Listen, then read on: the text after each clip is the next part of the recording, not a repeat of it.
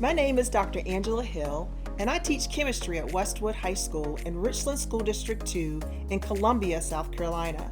Students in my classroom start their lessons each day with affirmations that help get them into the right mindset to positively impact their learning. I am a scholar. My mind is sharp. My focus is clear. And I am capable of greatness. This is then followed by a routine in which we go over the agenda for the day for our classroom. This helps to build independence for taking ownership of their work, as students are responsible for getting out their various materials to start processing their notes.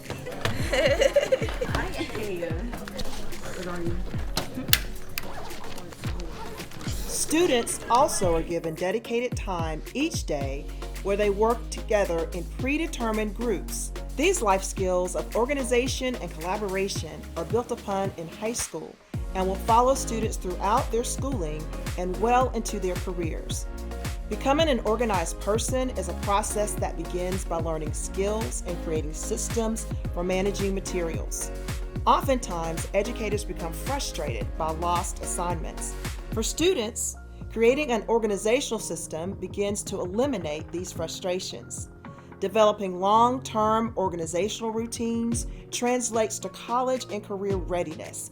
When students are taught explicit tools for organizing materials, they feel supported and are provided accountability for routinely using these systems, refining them, and adapting for any organizational task.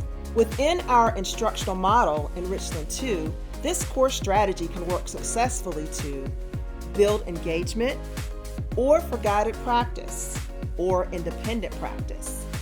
Organizing materials creates a classroom environment that cultivates responsibility and independence and encourages students to be fully prepared in order to focus on the task or activity at hand. Doing so ensures students do not lose their assignments, are able to turn these in, and continue their success in and out of the classroom for years to come.